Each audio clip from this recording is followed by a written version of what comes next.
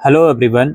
जो ईआर का फॉर्म आया हुआ है एक्स स्टूडेंट सीबीसीएस 2020 और 21 बैच का, उसमें बच्चों की फ़ीस की क्वेरी आ रही है। और एक डाउट बच्चों का ये भी आ रहा है, हमने रिवोल्यूशन के लिए अप्लाई करा हुआ है, क्या उसके रिज़ल्ट का वेट करें या फॉर्म भर दें। क्लियरफाई करने की कोशिश करूंगा इस वीडियो में क्या सारे इसके सॉल्यूशन हैं। सबसे पहले हम बात करते हैं फ़ीस की। फ़ीस एग्जैक्टली कितनी होती है, कैसे पे करनी होगी, क्योंकि काफ़ी लोग बोल रहे हैं कि सर सिर्फ एक ही सब्जेक्ट में ईआर है, इतनी ज़्यादा फ़ीस क्यों दिखा रहा है, 1110 रुपये फ़ीस क्यों दिखा रहा है।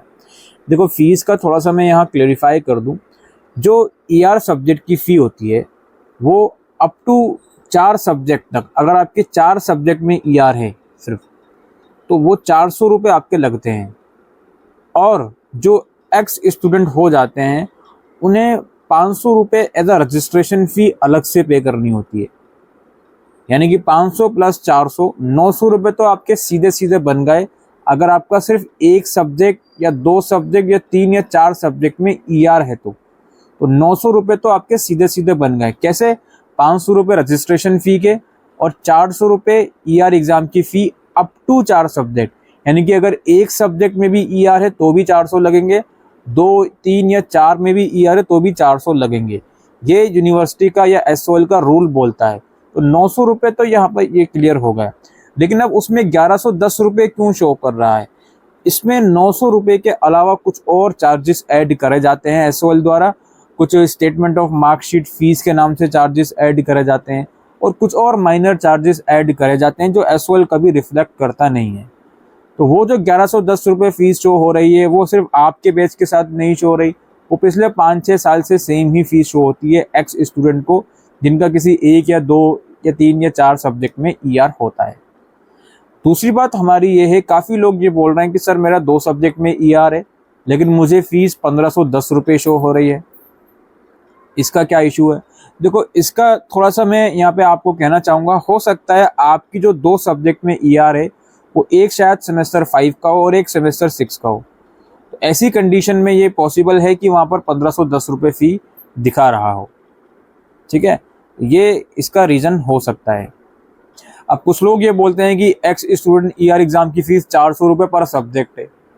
वो मुझे नहीं पता उनके पास वो इन्फॉर्मेशन कैसे आती है वो, लेकिन जो ये 400 रुपये अप टू 4 सब्जेक्ट वाली फ़ी मैं आपको बता रहा हूँ कि जो एसओएल का पोर्टल हुआ करता था जहाँ से डैशबोर्ड से फॉर्म भरा करते थे, वहीं पर ये चीज़ें रिफ्लेक्ट होती थी। तो उसी के बेसिस पर मैं आपको चीज़ें बता रहा हूँ। अब मान लीजिए किसी की 5 सब्जेक्ट या 6 सब्जेक्ट में ईआर है, तो जो आपको मैंने बताया 1110 रुपये तो लग रहे हैं, लेकिन जो 5वां या 6ठा सब्जेक्ट स्टिल उसमें ईआर है, तो जो भी चौथे सब्जेक्ट के बाद एडिशनल सब्जेक्ट में ईआर आती जाएगी, उसमें 100 रुपये और ऐड होते जाएंगे। इसके अलावा काफ़ी लोग ऐसे हैं जिन्होंने पहले फॉर्म भर दिया था, एडमिशन लिया हुआ था उन्होंने, लेकिन एग्ज़ाम्स नहीं दिए थे, ना ही सेमेस्टर 5 के ना ही सेमेस्टर 6 के। तो उनके पास फ़ीस लगभग 2000 के आसपास शो हो रही है, 1900 समथिंग रुपीज़ फ़ीस शो हो रही है। ये जो ऐसे स्टूडेंट हैं जिन्होंने पहले एडमिशन ही नहीं भरा था, एडमिशन ही नहीं लिया था, अब वो एडमिशन ले रहे हैं दोबारा, और उस एडमिशन के साथ साथ और कुछ उनके एब्सेंट या ईआर वाले पेपर भी हैं। तो ऐसे बच्चों को 8000 से ज़्यादा फ़ीस शो हो रही है। इसका मतलब ये है कि सीबीसीएस वाले बच्चों की भी फ़ीस इन लोगों ने इंक्रीज़ करी है, क्योंकि अमूमन सीबीसीएस वाली फ़ीस जो होती है 4000 समथिंग रुपये होती है 1 साल की, चाहे कोई भी प्रोग्राम हो। तो मैक्स 4375 रुपये हो सकती है। अब उसमें आप एक्स स्टूडेंट की फ़ीस ऐड कर दो, या उसमें आप जो अगर प्रीवियस सेमेस्टर का ईआर हो उसकी फ़ीस ऐड कर दो, ज़्यादा से ज़्यादा 5000 5500 रुपये ले लो, लेकिन वहाँ तो 8000 से भी ज़्यादा शो हो रहे हैं। तो भाई जितने शो हो रहे हैं आपको पे करने पड़ेंगे, और इससे ज़्यादा फ़ीस की क्लैरिटी मैं नहीं दे सकता हूँ, क्योंकि एसओएल की तरफ से खुद से क्लैरिटी नहीं है।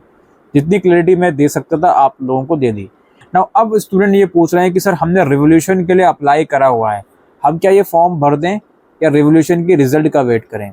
इसके लिए सिंपल सा मैं आपको कहूँगा, देखो अभी जो एग्ज़ाम फॉर्म है वो निकले हैं हाल फिलहाल में, 24 घंटे ही हुए हैं। ये एग्ज़ाम फॉर्म कम से कम 1 महीना वेबसाइट पर रहने वाले हैं, 1 महीना कहीं नहीं जाने वाले। तो आप अगर चाहो तो इंतज़ार कर सकते हो रिवोल्यूशन के रिज़ल्ट के फर्दर अपडेट्स का।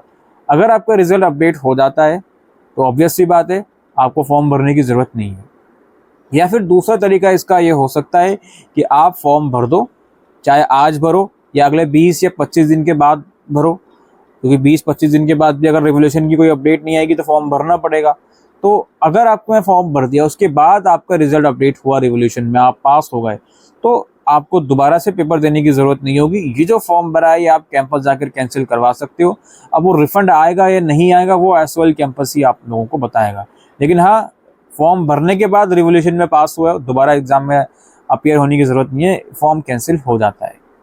जो ऐसे स्टूडेंट हैं जिनका इवन सेमेस्टर है, सेमेस्टर 2, 4 या 6, सिर्फ इवन सेमेस्टर में जिनका ईआर है, उन बच्चों ने अगर रिवोल्यूशन के लिए अप्लाई करा हुआ है और वो वेट कर रहे हैं फॉर्म का, फॉर्म भरें या नहीं भरें, तो उनसे ये कहूँगा, देखो आपका इवन सेमेस्टर में ईआर है, आपके जो फॉर्म है वो अगले सेशन में भी, मार्च अप्रैल में भी आएंगे, इसमें कोई डाउट नहीं है। तो अब ये आपके ऊपर डिपेंड करता है कि आप इस सेशन में फॉर्म नहीं भर के अगले सेशन में फॉर्म भर दोगे और अभी रिवोल्यूशन के रिजल्ट का वेट करोगे, या फिर जो मैंने आपसे कहा कि अभी फॉर्म भर दो, अगर रिवोल्यूशन का रिजल्ट अपडेट हो जाता है तो पेपर में अपीयर होने की ज़रूरत नहीं है, बाद में ये फॉर्म कैंसिल करवा सकती हो, ठीक है। लेकिन जो ऑड सेमेस्टर ईयर वाले बच्चे हैं वो अगले सेशन का इंतजार ऑब्वियसली नहीं कर सकते, क्योंकि ऑड सेमेस्टर के ईयर एग्जाम अभी दिसंबर में होंगे, तो उनको मैंने बता दिया कि उनके पास क्या क्या ऑप्शन है। तो ये कुछ डाउट आप लोगों के मैं क्लियर करने आया था, फीस और रिवोल्यूशन का जो सारा मसला अटका हुआ है उस चीज़ को लेकर। उम्मीद करता हूँ ये वीडियो आपको यूज़फुल लगी हो, तो वीडियो को शेयर कीजिएगा। Thank you.